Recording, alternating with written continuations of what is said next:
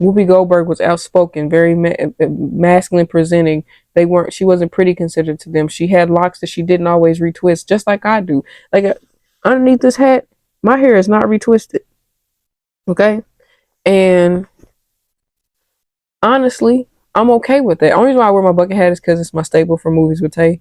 But I don't care that my hair doesn't be retwisted all the time. And I hear people make mean comments about it. I've seen people make mean comments in my what's going on with your host of Most Real Tay Nicole, and I'm back again bringing you another episode, another movie breakdown, another documentary breakdown, another movies with Tay. That's what we're jumping into today. But listen, today's episode is sponsored by me, and always have been.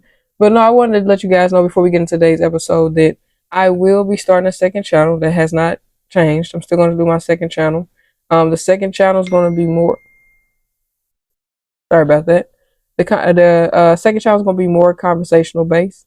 So it's going to be more communic. Sorry about that again. I thought I turned all the sounds off. Apparently I didn't. But it's going to be more conversational based. So I'm going to spend more time talking to you guys about life, about whatever it is, whether it's controversial, non-controversial. That channel won't be really digging into celebrity gossip, so to speak. It may be bringing up something, in general, but it may not. I don't really foresee it being to focus on gossip about celebrities. It's more so about being like relationship boundaries and lively boundaries, stuff like that, so to speak. So that's why I said some of the celebrity stuff might pull in, but it's not necessarily going to be a celebrity gossip type deal. For this channel, though, this main channel here, I do plan on still at least doing the TV shows or movies with Tay podcast episodes every Friday. Eventually, the Black History stuff might get moved to its own channel eventually.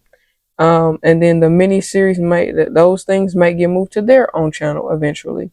Once you get a team that can kind of help you, then moving things to its own individual channel kind of gets easier when you have a team that can help you. But when you're doing this shit by yourself, yeah, sometimes you just want to cram it all on one thing. And I'm starting to notice that could be why this channel in particular, is having a hard time growing, because there's so many things that my channel is known for right now that it's hard for YouTube to put me in the right algorithm.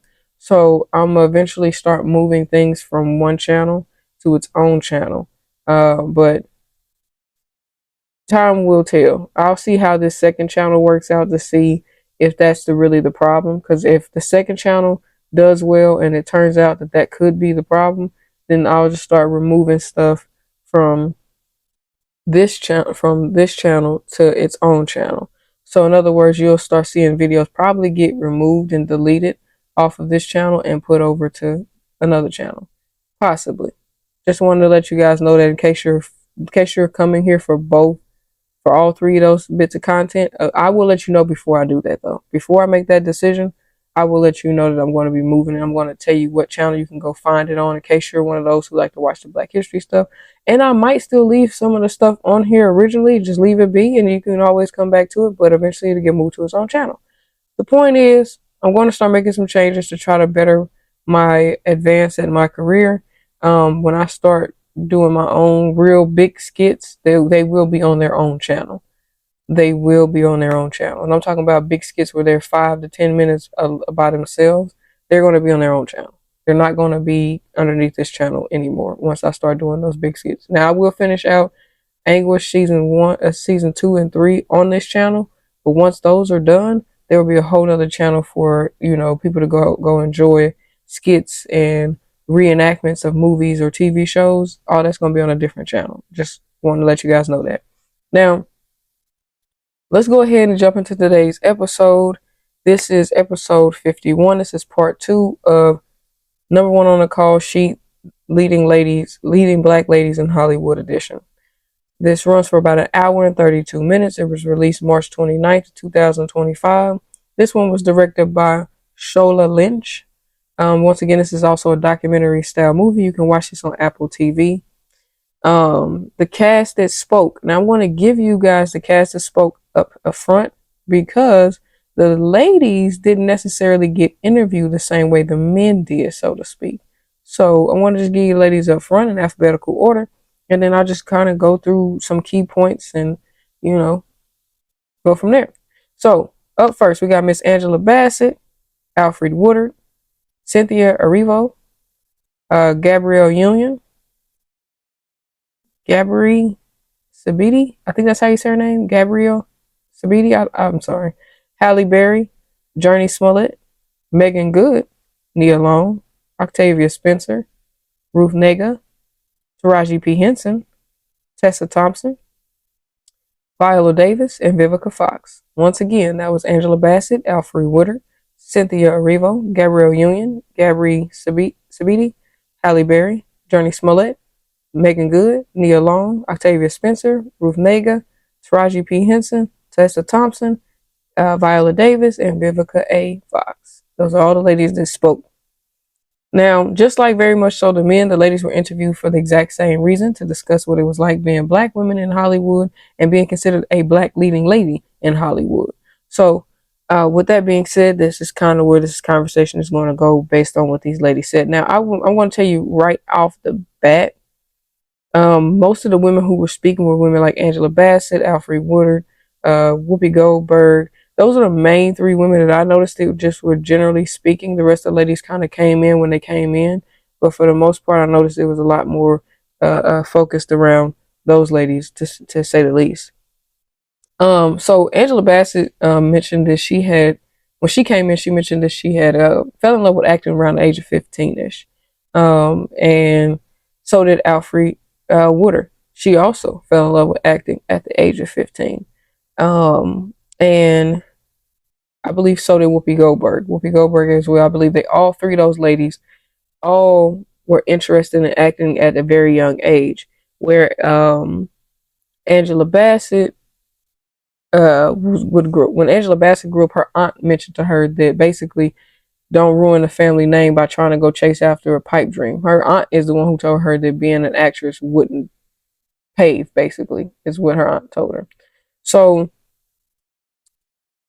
Angela Bassett was like, I'm taking that chance then. Now, Whoopi Goldberg had said her mother had told her that basically only you can see the race that you're racing, only you can see your route. Nobody else can see it, so you're not going to be able to do this for anybody else but yourself. You got to do it for yourself. So, as you can see already, Angela and Whoopi, both of their families kind of gave them different perspectives. And they both still turned out to be powerful women in Hollywood when it comes to the acting game. One had a motivating movement through being told that you're not supposed to do it. The other one had a motivating movement through being told that you can do it, but you just have to see your own vision. Alfred Woodard, she was a part of a group of women that that I guess you could say dance slash acted, if you will, on a stage. I'm gonna get to that in a second because it's in my notes somewhere. I just don't remember exactly what part it is, but I'll get to Alfred Woodard's situation in a second, because it's in here. I know it is. I want to touch back to what Angela Bassett said when her aunt told her basically don't go after her acting career and to go to school and graduate from college with a degree. Um, Angela Bassett had mentioned that her aunt had told her that there was no room for black women or black men in that field. It's only that back then it was only space for the for the white women and the white men. So that's why I say Angela Bassett took it as a challenge. You tell me I can't, but I'm gonna tell you I can. Now, back to what I was saying about Alfred Woodard. So Alfred Woodard was a part of a stage work group called the East Village. It's a group of black women who, I guess you could say, they dance. And I believe that's what they are. But they were like ballet dancers, so to speak. And they were having this little group meeting where they were talking about things they wanted to do with their career. And Alfred had mentioned that she wanted to be an actress. And they all laughed at her. Look what happened to Alfred Woodard, though. So all of these ladies so far, Angela Bassett, Whoopi Goldberg, and Alfred Woodard, all shared some similarities. Either they were told they can't do it or they told they can do it, but they had to find their own way. And that's where they share similarities at, as they still had to find their own way to get it done. No matter what information they were given, they had to find a way to make it work and get it done for themselves. Now, Halle Berry, uh, mentioned that her representation, of being a black actress wasn't really vividly shown on the screen, if you will.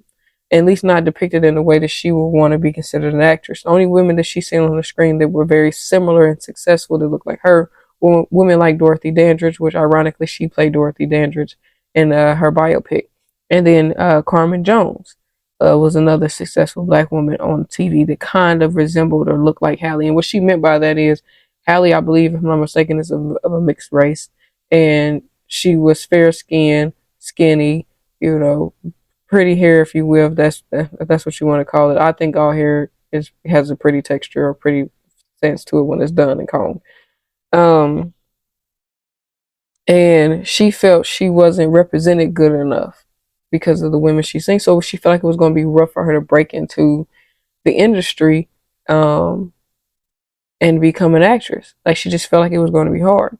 So, and which is odd because I hear conflicting stories. So I'm not saying Halle didn't really feel that because she probably really felt that way. I'm not going to say she did. I'm not going to say probably. She did say she felt that way. But I feel like it was odd for her to say that because back in the day, they went for fair skinned women. They didn't go for darker women. And if they did, they usually played maids or servants or something like that. So it was kind of, like I feel where you're coming from, but that's not really what it was like back in the day. At least not from what I saw back in the day when they doing the paper bag testing and stuff like that. So it was kind of hard to. I won't get into that part as much, but anyway. So back to Angela Bassett. Angela Bassett would mention how the black women before her, such as Cicely Tyson, uh, Rosalind Cash, and even Whoopi Goldberg had mentioned Diane Carroll. Uh, Pearlie Bailey's, Hattie McDaniels, and Pam Grier. They mentioned these ladies to mention the fact that when they seen these women on screen, it gave them the more motivation, more confidence, more ambition to go after that career because they knew it was possible when they had representation that looked just like them. Whether it was only a few of them, but they had them on screen, and it gave them the courage to go forward. So all of these women, in the words of Whoopi Goldberg, was effing brilliant.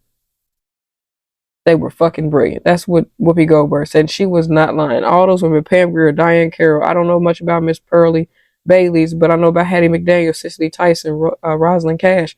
Those women are very brilliant, very powerful. They still make a mark on the acting. If anybody who's an actress knows about those women. Well, over time, uh, these women get to talking about uh, how a lot of the stories that were being told with those women in it were black people stories. So Pam Grier, Cicely Tyson, Rosalind Cash, when I had McDaniels, hers wasn't well back then. Yeah, I guess you could say it was technically the black story, if you will. But they were mentioning like these were representations of actual black families. This is what you're getting to see as a full blown representation of black families. So Whoopi talked about how she was consistently told no all the time because of her, I guess you could say, boyish ways and her mannerisms and how she was too dark. In some cases, some people called her ugly. So she was too dark and too ugly, basically. They wouldn't say it directly, but they'll imply that that's how they felt. So when they kept telling her that, Whoopi created what was called a spook show, which is a one-woman show where she does all these little brilliant, talented things on Broadway herself. And because of that, she got noticed by Steven Spielberg, who reached out to her and said, hey, I want you to come and do the show for me and do it on my show. So she did it. And because of that, she was thinking about, hopefully she can start getting roles like Indiana Jones and all other kind of films or whatever. But what ended up happening for Whoopi was she ended up landing The Color Purple. She ended up getting the role for Celie in The Color Purple. And she got to showcase a different side of her talent that nobody else got to see. Because all they got to see was the goofy, laid back, cool, consistent Whoopi. Nobody got to see a different side of Whoopi in the acting industry. So Color Purple kind of created that for her. And she talked about how she had originally sent Miss Alice Walker a letter about wanting to be something in The Color Purple. She didn't care what, she just wanted to be in it. And Miss Alice Walker told that to the directors and the writers and stuff that Whoopi had reached out to her. So basically, Miss Alice Walker is the reason why Whoopi even got considered for a role in there. I don't think she necessarily picked Celie for her. I think that might have been whoever Steven Spielberg was talking to kind of help pick that idea. So that's how Whoopi's career started to take off, was because of Color Purple. Now we jump into Miss Nia Long. Miss Nia Long had mentioned that she had got a call to do Boys in the Hood. And she was basically saying she thought it was just another white guy trying to tell a black person's story, so she really didn't want the role. She didn't really want to do it. However, when she when she was walking, I believe, I don't think she was on set, I think she was walking through the set, because the set where they were shooting Boys in the Hood at was literally around the corner, a block or two away from where she lived. So she was walking, she bumped into John Singleton, and her and John Singleton exchanged words, and she was being a little snotty towards John Singleton. He let her know that he was the director for Boys in the Hood. And then she changed her tune a little bit because she realized that it's a black man telling the story, which is what led Nia Long to go ahead and do it, which I believe that God always puts you in a position to do things. Because had she not bumped into John Singleton, she probably never would have done Boys in the Hood. Who knows who would have been casted for that character. But I digress on that. Angela Bassett shared an experience, her experience on doing the reading for the mother's part on Boys in the Hood. And she was just like, it was like John Singleton had already handpicked these people basically, because that role was meant for her. And and if you watch it, they show you a tad bit of her auditioning tape, if you would, or her reading tape, not her auditioning, but her reading tape from Boys in the Hood. And the delivery she gave in the reading compared to what she did on on the movie was actually better in the movie, because the reading she read the line, but she embodied that character, that mother, when they was at the scene at that scene when they was at the table. She gave more to it than I'm just y'all gotta see it to see it for yourself. Look it up. You can Google it if you want to. So after Angela talked about her experience with John Singleton, Megan Good had talked about growing up watching Halle Berry, and how Halle Berry was her representation basically, and she knew it was possible for her to get on the big screen because of seeing Halle Berry. So her first ever role was actually Friday. That was her first ever role, and there was more to her scene than what we got to see when she was at the ice cream truck. Man, I hate him. There was more to her scene than what we even seen. So if you go look it up or watch the documentary, they actually show you the rest of her take that she did in the movie. They just cut some of it out, and some of it's also in the deleted scenes as well. So she also talked about Eve's Bayou, and when she got to talking about Eve's Bayou and how she felt like that's kind of what really kicked her career off was Eve's Bayou. Of course, they bring in Journey Smollett, who also was in Eve's Bayou because she played her. Um,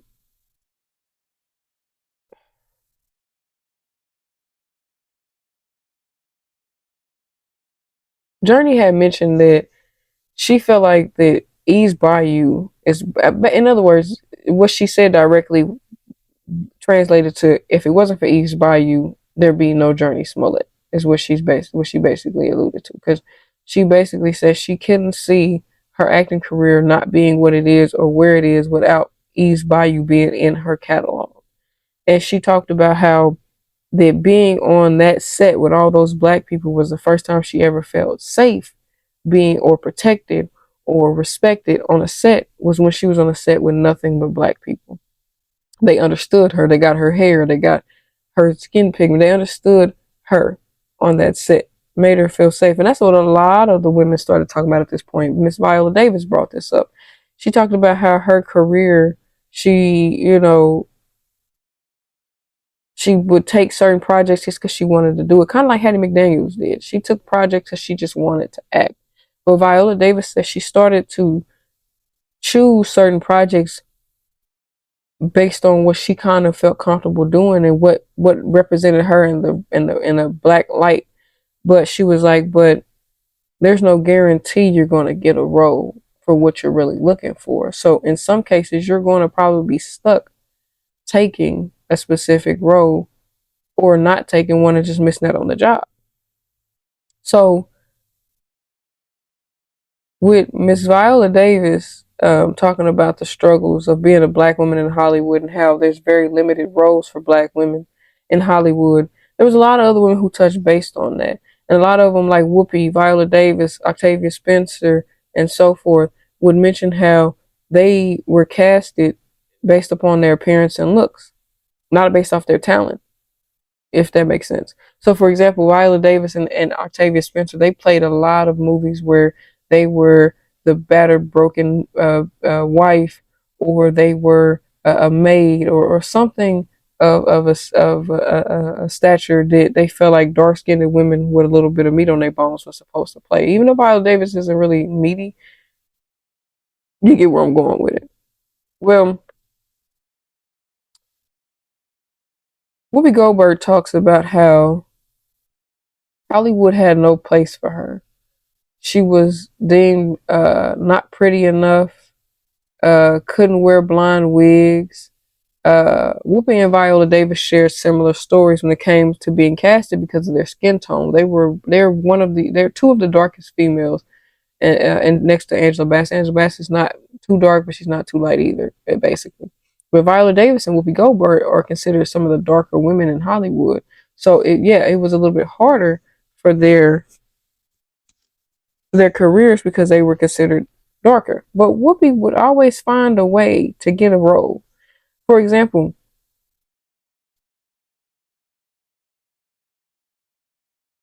if a specific actor and actress wouldn't do a film, Whoopi would go do it and she'd kill it. That's how she would keep getting more roles. Whoopi would find the roles that somebody else didn't want and she'd take them and kill them. So Viola talks about, the small amount of roles she took because of what they stood for or what they were. And but she basically also mentioned that the small roles that she would book, she would mold it and make it her own. And that's what it was about. Molding the small role you got and booked it, make it your own. Tessa Thompson talks about how Whoopi Goldberg and Angela Bassett meant a lot to her growing up and in her career because the way they developed themselves and the way that they made Hollywood conform to them was powerful to her. Tessa talks about how when she first seen What's Love Got to Do with It, uh, and the powers and the freedoms that Whoopi Goldberg and Angela Bassett both shared, it made her feel like she had it. It made her feel like that's what it was. Now, we all know Miss Angela Bassett has played in several movies. Waiting to Exhale, What's Love Got to Do with It, Wakanda Forever. She's played a bunch of movies. I'm Boys in the Hood. This is so many that she's played in. But Angela Bassett stated her first number one on the call she filmed was actually What's Love Got to Do with It. And she was talking about how, some people thought she was actually physically singing Tina Turner songs because her lip singing was just immaculate. And I ain't gonna lie, as a kid, I used to think that was her too until I listened to it good enough. When I first watched it, I thought it was Angela Bassett singing, but then when I listened to it again and again and again, and I rewatched that movie. I love that movie. I can rewatch that movie multiple times. But when I re-listened to the movie, because there's a difference between watching and listening. But when I re-listened to the movie, I realized that I could tell the difference between Angela Bassett's voice and Tina Turner's voice. So that's how I was able to pick up that Tina Turner was still singing. It was still Tina Turner singing the songs. It was just Angela Bassett lip singing them, and she confirmed it in this documentary that she was not singing. She was lip singing. Um, then we get to talk to Tiffany Haddish for a little bit. Tiffany Haddish talked about how she kind of shared a similarity to Will Smith. She liked to learn everyone's job. So that in case there's no role for me here, there's a role for me here. Like she wanted to be diverse everywhere to be able to get everything. And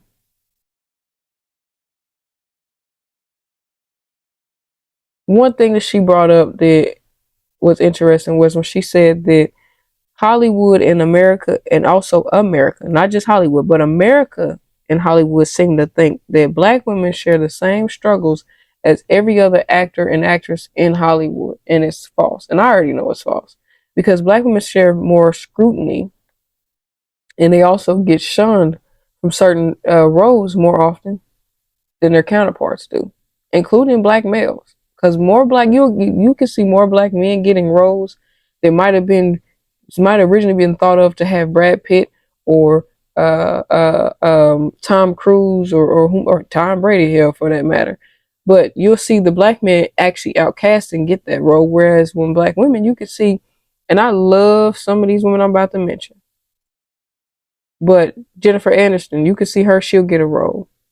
You'll see Eva Longoria get a role, or you'll see, I'm trying to think of my girl's name, but it's not running through my brain right now.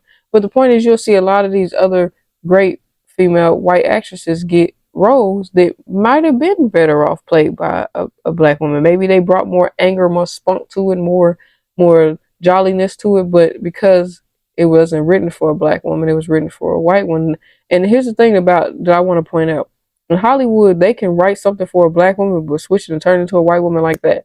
But if they write something for a white woman, they cannot switch it to a black woman for some reason. Never understood that. Well, anyway, Tiffany Haddish also dived into about how, you know, it was just unfair treatment in the Hollywood world. Gabrielle Union and Cynthia Erivo talk about how they felt like they were originally put into like this little box, but they made their box their own. Like they made their box their own, still made sure that their blackness shined within the little box that they created of their own, but they still were inside a fucking box, you know? But they try to make their box shine and be black as ever. Well, here's the thing about that. Being a black woman comes with a variety of things that you need. You need the right black hairstylist, the right black makeup artist, the right black stylist to make your clothes fit right, the right black person to understand your skin tone and what it takes to make it pop. And when you're going on a lot of these sets, you don't have your representation all the time unless you bring them with you.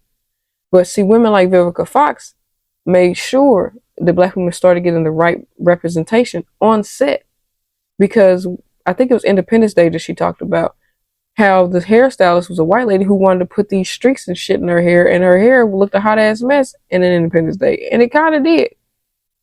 She wasn't lying.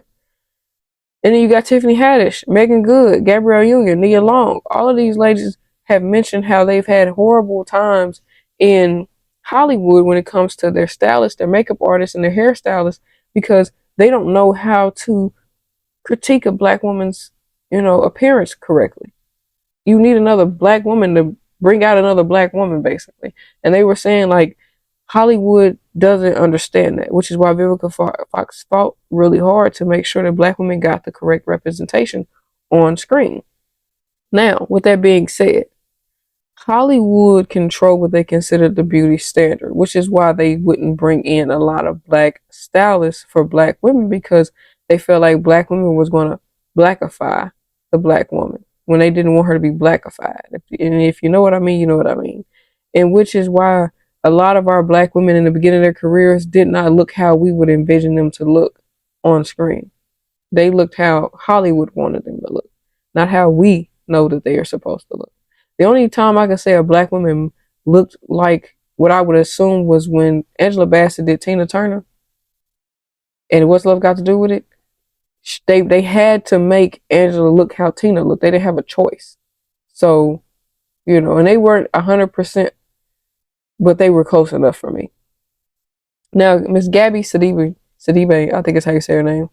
She talks about how when she got the role of Precious at the age of 24, it was almost comforting in a way, because it was something she was already kind of familiar with. Not necessarily what Precious went through, but like the teasing, the weight, and so forth. Because she mentioned that before she started acting, she worked as a sex phone operator. And when she was employed as a sex phone operator, the employment company had nothing but the majority of their employees were black women, but none of them were allowed to be black women on the phone. Like, they had to be a white girl. And this is still a thing to this day. You can't be too black in Hollywood. You can't be too black on even a damn sex phone. And she, like a lot of other women, such as Gabrielle Union and Cynthia Erivo, all started recognizing that they had to condition themselves to be comfortable with their black skin. Now, Gabby mentioned that she had always been proud of her blackness, but that was the one time when she had to put her black stuff to the side for a paycheck. You know what I'm saying? So the only one who really stood out to me was Cynthia Erivo, who mentioned that she kind of felt like she kind of dialed down her blackness a little too much, if you will, because that's what I took from it, is that she felt like she just dialed down her blackness way too much. And unfortunately, her blackness kind of, in my opinion, was undershadowed in her career. However, um, speaking of beauty and blackness, Halle Berry mentioned that, in which a lot of us already know this. Halle Berry mentioned that she was labeled the beautiful woman, and she feel like that's why she might have got most of her roles. It's because she was the beautiful woman. She was this pretty woman, you know. So for Halle, she wanted to show that she was diverse. So that's why she wanted to play the crackhead in Jungle Fever. She didn't want to play Spike Lee's pretty wife on his arm. She wanted to play the crackhead to show that she can be something other than this pretty woman. And her exact words were, she told Spike, "Let me show you I could be the crack hoe." And when she did her role, where she auditioned for that role, she said Spike looked at her and went, "You are that crack hoe." And that's why she became the crackhead. And also why she also took the role for Monsters Ball, because although people probably upset that she did it, she got to be something other than just that pretty woman, if you will. Like, if you watch Monsters Ball, you get to see this ungodly scene, or with her and old boy. But all her other roles, like Catwoman, she's this pretty, dangerous woman, which I think she plays Storm as well. You know what I'm saying? Like, she's just this pretty face, nice figure, and she just wanted to get away from that. Now, Whoopi Goldberg is definitely an inspiration to the world, to the movie industry. If you say you don't respect Whoopi, you are a goddamn lie. Because Whoopi was like, "I'm black and I know it. I have this mannerism about me that I'm not gonna shy from the world. I'm gonna show it." And Whoopi Goldberg literally made history by becoming the second black woman to win an Oscar for Best Supporting Actress in a Film, also making her the first black woman, not just black woman, but a woman, to be nominated twice for that same category. No other woman had been nominated for it twice, but she had been. And she was the second black woman to win it. The first one black woman to win it, of course, was Miss Hattie McDaniels. So here's what I put two and two together on. So a lot of people got the Oscar that Halle Berry won confused with the one that Hattie McDaniels won. See, Hattie McDaniels has won quite a few Oscars, not just one or two. But the one that everybody thought, the one that Halle Berry won compared to the one Hattie McDaniels won, they compared them and said they were the exact same, but they really weren't. After I did my research, they're really not the exact same Oscar. Because Miss Hattie McDaniels was the first black woman to win Best Supporting Actress, Best Supporting Lead Actress at that. And or Best Supporting Actress. I meant to say Best Supporting Actress. And I believe Halle Berry won Best Leading Actress, if I'm not mistaken. But anyway, I digress. So after, we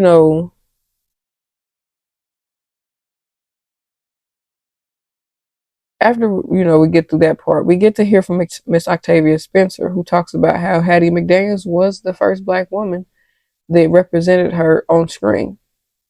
She was heavy set, dark skinned, played a maid in most of her career in her TV shows and whatever movies she played in. And Octavia Spencer talked about how Hollywood only would cast Hattie as a maid, which bothered her because she felt like that Hattie didn't know she had other options besides being a maid. And Whoopi Goldberg also mentioned that she noticed that Hattie McDaniel just wanted to act. So Miss Hattie McDaniels didn't really pay attention to the fact that she consistently was being casted as a maid, in which Whoopi and Octavia Spencer both mentioned like that kind of bothered them because there's more options out here for us. So Miss Octavia Spencer talks about how most of her career, she was ranked as nurse one, nurse two, nurse three, nurse four, whatever the case may be. So a lot of films that she first started in, she was a nurse. A lot of TV shows she filmed started in, she was a nurse. So, and eventually she did take roles where she ended up becoming a maid, but she also has more roles than what we see. But the point that Octavia Spencer was making is that black women were back then and currently are most often starred or casted as either the help or the nurturer in a lot of films. You don't get to see them play these diverse characters that often. Now we're starting to, but back then not so much. Um, like I said, back then if you were too dark skinned, your breakout role was usually a maid, a nurse, or caregiver, or nurturer. You really didn't get to be the sexy wife. You didn't really get to be um, the leading lady. Not that often. And if you were the leading lady, you were still a maid. Um, The only thing that the black women I noticed agreed on is that the black men and black women share this in common. None of them started off being the lead in any film that was directed by Hollywood. None of them started off as a lead. So I think it was Gabrielle Union who mentioned that most of the time black women were casted as usually the friend, the enemy, the sex appeal or the sex symbol in the movie, where there was a sassy black woman, sassy chick, sassy woman. That's usually what the description of your character was. It was literally just sassy black woman, sassy chick, or sassy woman, and that was for black and Latino women. And they're like, let's change our description, give us a little bit more off. Well, they interviewed Miss Ruth Nega, and she talked about basically how Hollywood wanted her to change her last name and use something different because to them it felt derogatory. But what it is they were afraid to say her name because they didn't want to slip up and say nigga is what it was. Because you all know people can't say nigga without saying nigga. But she talked about how a lot of her roles that she got, she was casted as a black woman pretending to be a white woman.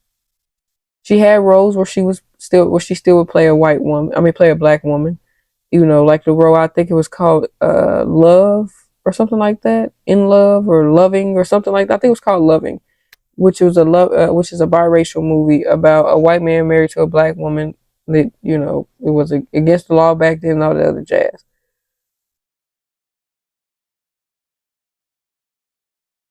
Well, she just kind of talked about how her career, and I believe Tessa Thompson, Journey Smollett all kind of mentioned this as well. That a lot of times when you're that light and they can cast you and make you still play like this white woman, they'll try to figure out how. And that's what Miss Ruth Nega went through. A lot of her stuff. Because I do remember a lot of stuff I've seen her in. She was pretending to be some white woman instead of just being black. Taraji P talks about how when she got to see Halle Berry do Strictly Business and Angela Bassett in Waiting to Exhale, and how both films made her feel when she seen it. It lit something in her that she didn't even know could be lit. Seeing the diversity on that screen, seeing the ambition, the talent, the intellect, the intelligence, it just brought a different side to Taraji. And Taraji was like, that's what helped her go after her dreams. And in all honesty, watching both No One to Call She Part 1 and 2 is what also helps me realize that I should go after my dream. But Angela Bassett said that all the roles that she played taught her how to be a fighter and not to just sit down and take whatever. Waiting to Exhale. What's Love Got to Do with It? Hell, Wakanda. Like all the roles that Angela Bassett did, she said, especially from back then to now, helped her develop her ability to fight correctly in Hollywood. To don't just sit down and take it, fight back. And when she mentioned that, um, she also mentioned that they didn't know Waiting to Exhale, Boys in the Hood, or What's Love Got to Do that was going to be considered a classic. Those movies are classics, right? Well, I do know Eventually, I'm probably going to do Waiting to Exhale as an episode, by the way, just letting y'all know ahead of time. But anyway, the cast of ladies were great. You know, they all shared similar stories. You know, they all shared the same consistency of how being a black leading lady in Hollywood is very hard. It's a struggle, especially to stay on top, keep your shine, and not let anyone dim your light, and stay as black as you can and as black as you want to be, um, and still keep your career choo-chooing. Nia Long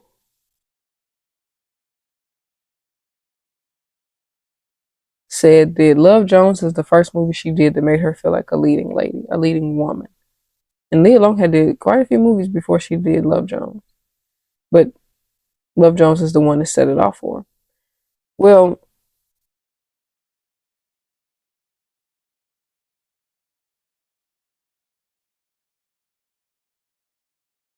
what am I trying to say? So I'm sorry, my brain's trying to think what I was trying to say. So Nia Long, when she talked about Love Jones, she talked about how a lot of them, you know, when they got that it role, it made them a leading lady in Hollywood, and that was the role for her. She felt like was Love Jones, and see, Hollywood might say something different was her it role, but to her, that was her role.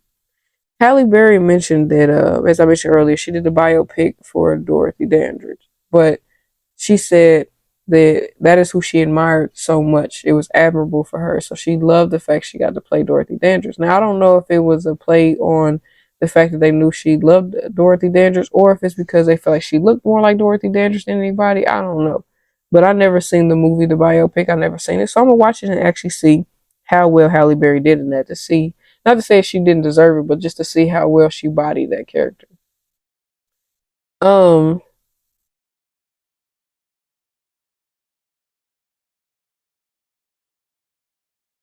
all of these black women that were interviewed, you know, Angela, Taraji, Nia Long, Viola Davis, Whoopi Goldberg, Octavia Spencer, Tessa Thompson, Journey Smollett, Gabrielle Union, Gabby Sidibe, all of these black beautiful women, Cynthia Erivo, Alfre Woodard, all of these black beautiful women are iconic women to somebody.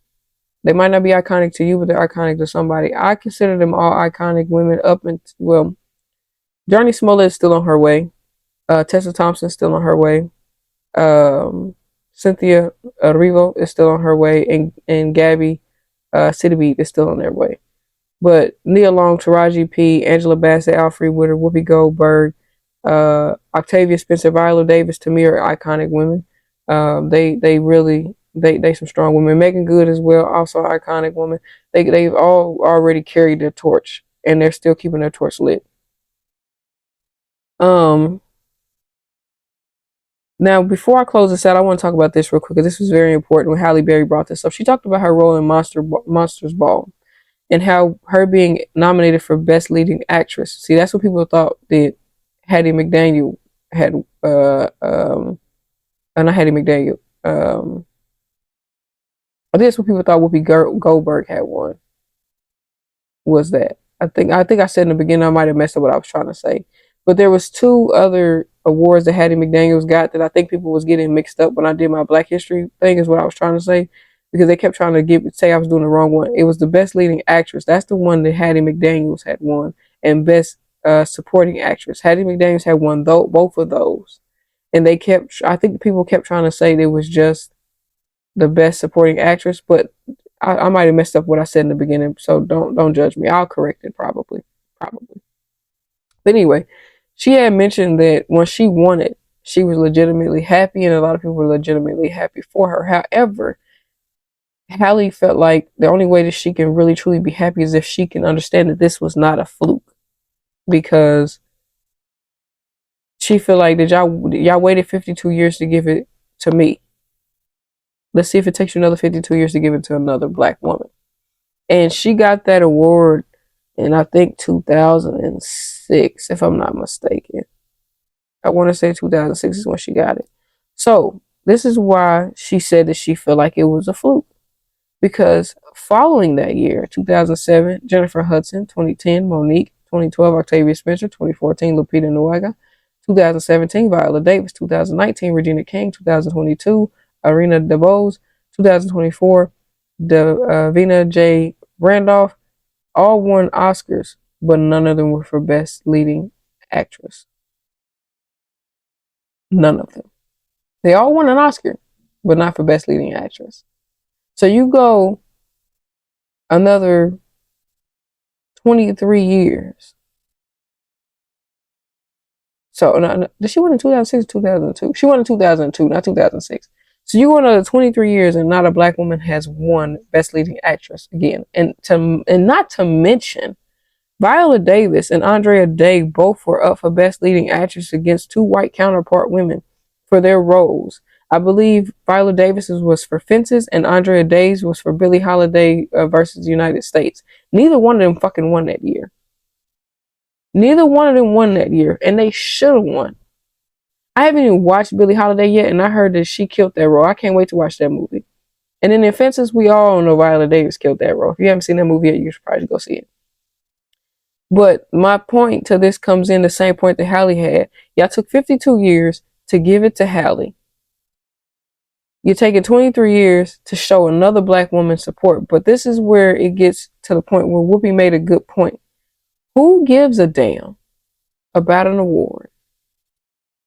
Do what you got to do, because they're never going to give us the credit we deserve. So it's up to us to give each other our flowers. It's up to us to give each other that love and support, because they're not going to do it.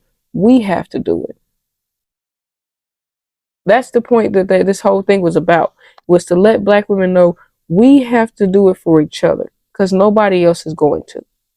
We have to support each other, love each other, and show each other. I don't give a damn what role it is. I don't care if you're playing the same depressing ass character over and over and again, or you're playing this happy-go-lucky character. If you can body that character and bag that character, that's what you're good at. That's what you're good at. Versatility is very important, yes, but at the same time, if you can body the hell out of a character, body the hell out of that character then. But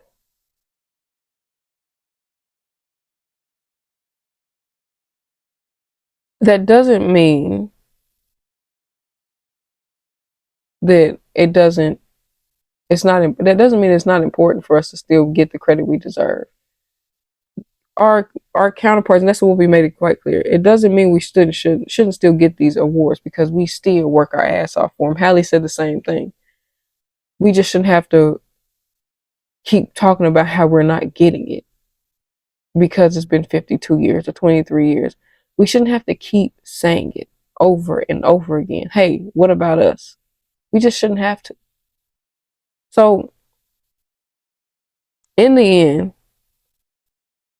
what you start to understand is no matter the shade, no matter the age, no matter the look, no matter the beautiful hair, beautiful face, Hollywood is always going to be selective on what black women it wants to let in and what black women it doesn't want to let in.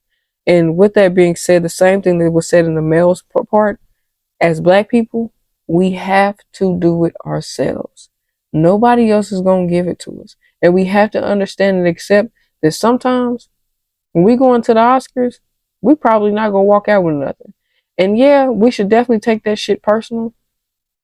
But sometimes winning an award don't mean that you had the best work. We can see that to this day.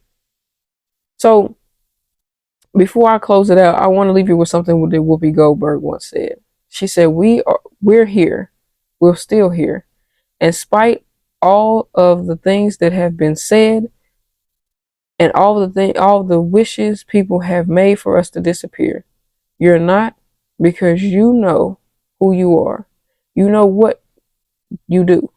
And if you believe that you have the right to do it, then you keep making steps forward. Let me try that again because I stuttered a little bit. She said, we're here. We're still here. In spite of all the things that have been said and all the wishes people have made for us to disappear. You're not, because you know who you are. You know what you do. And if you believe that you have the right to do it, then you keep making steps forward. Now, before I close it out, do my notes. I love that piece. That's why I ended it that way. Now, in the notes section, as previously to the men's, there's not a whole lot of notes out here because I gave you most of the notes as I was discussing this documentary.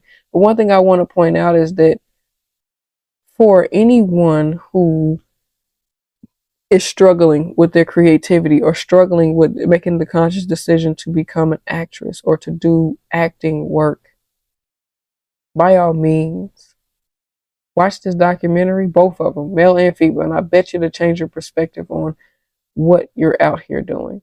I bet it'll change your perspective. Because,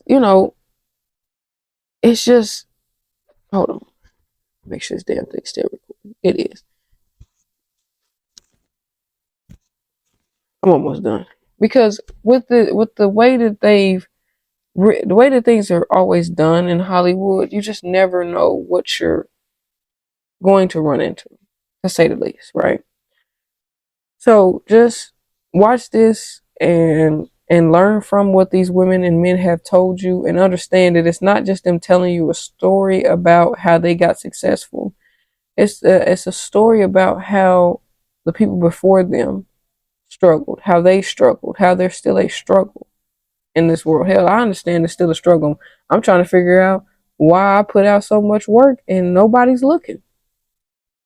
But it's because I gotta make them look. I gotta make them look. Okay? So, with concluding the documentary, as you guys seen previously, when I do these, I do them now based off a new ranking system, 25 out of 25, based on a 5 category listing. So, when I rate the film, I go based off the storyline. And because of the storyline being the same consistency as the males, I gave it a 5, because the documentary to hear about black leading ladies in Hollywood gave me the perspective that it's possible for me to do it even though I'm 30. It's possible for me to still do it. It's possible for me to still chase that dream. I just have to put in the same work that they put in. I have to chase the same way that they chase. And it's going to be sleepless, restless, angry nights of doing it. But I have to do it in order to do, because they did it. I can't say they did. I can't say, oh, I can't do it, because they did it. These women all shared similar similarities to their growth and path and patterns in their careers. All of them shared similarities, whether it was color, pretty, height, weight, whatever, hair, it don't matter. Relative, I'm assuming not relative, cast, 5. Diverse group of women. You got light skin, you got dark skin, you got brown skin, and they all said the same damn thing when it came to the color part, when it came to the hair part, when it came to the being black and wanting to be treated equally and feeling safe on a set of nothing but black people. So I gave it a 5 because it's a very good, diverse group of women. Now, some of these women to me are not considered leading ladies at the moment, but I also don't know too much about their track record. I won't mention names, but I just know with some of these ladies I don't know a whole bunch about, and I have never really seen their track record to say that they considered a leading lady or not. But apparently, according to this documentary, they're a leading lady. Relatedness, I gave it a 5 because I related to every single woman on that screen. Every single woman I related to. I related to Halle when it came to her feeling like, you know, her representation being present on the screen, but my representation is on the screen as far as like my skin tone goes. But Whoopi Goldberg was probably more of my representation because I'm very masculine presenting. I just carry more aura to me, and I like to dress comfortably, just like Whoopi does. So, all those women I share something similar with. Angela Bassett, the fire being lit underneath your ass, being told you can't do something. Megan Good, Gabrielle Union. I have locks. So my biggest fear when I go into to this room of the industry is someone telling me that they want to hide my locks, and I'm not willing to allow them to hide my locks. I'm just not. My locks don't, just twist them up, put them in a bun, put them in a ponytail. But you're not putting a wig on my head to cover up my locks. I took 7 years to grow these things. You're not covering up my hair. So, that's why I say I level with them. I relate to every single woman on that screen. That's why I had to give them a 5. I gave them a 4 for enjoyableness, mainly because of a few things. I feel like that we didn't get to hear a lot from Taraji, Nia, Viola Davis, Vivica Fox, Octavia Spencer. I feel like I didn't get to hear enough from those women. I put Angela down, but I didn't mean to. Angela Bassett, I definitely heard a lot from her, but I feel like I didn't get to hear enough from Taraji, Nia Long, Viola Davis, Vivica Fox, Octavia Spencer, Journey Smollett. I didn't really get to hear enough from Megan Good either. But at the same time, I feel like that maybe some of their story was cut out maybe it didn't make the cut, or maybe they'll eventually bring out individual interviews one by one so we can hear the whole interview from them. Learning level, a 5. I gave this a 5 because I learned so much from listening to these ladies talk about, what their struggles were, that I understand that now. I understand that the reason why I'm struggling on social media, the reason why I'm struggling to get where I need to be, because it's a fight. It's a fight. I'm not the average female. I don't show my boobs. I don't show my behind. I don't dress girly. I'm not going to pretend to be girly to appease anyone in this world. I'm not a girly girl type of female. And I understand that that's going to make it harder for me, but that also is going to make me work harder. So I get it. I understand it. And that's why I had to give them a 5, because understanding the learning level, when you got people like Monique, Taraji, and Whoopi Goldberg, who all are very different. Whoopi Goldberg was outspoken, very masculine presenting. She wasn't pretty considered to them. She had locks that she didn't always retwist, just like I do. Like underneath this hat, my hair is not retwisted. Okay. And honestly, I'm okay with that. Only reason why I wear my bucket hat is because it's my staple for movies with Tay. But I don't care that my hair doesn't be retwisted all the time. And I hear people make mean comments about it. I've seen people make mean comments in my on my YouTube, my anything. I've seen people make mean comments. Now, granted, YouTube, Instagram, TikTok, and all them will filter it out, take it out. But I don't. I personally don't care. You can make your mean negative comments. It's not going to hurt me. And I feel like that's why I can relate to a lot of them, because Whoopi Goldberg definitely somebody I can relate to the most. You know. So they overall got a 24 out of 25. Of course, I should have known, because all of those women I shared a connective to-ness with. Enjoyableness, like I said, it lost a point because I feel like that not all the women got enough floor time, in my opinion. In my opinion. I feel like if it's possible, Kevin Hart, because I seen Heartbeat Productions was part of the productions team.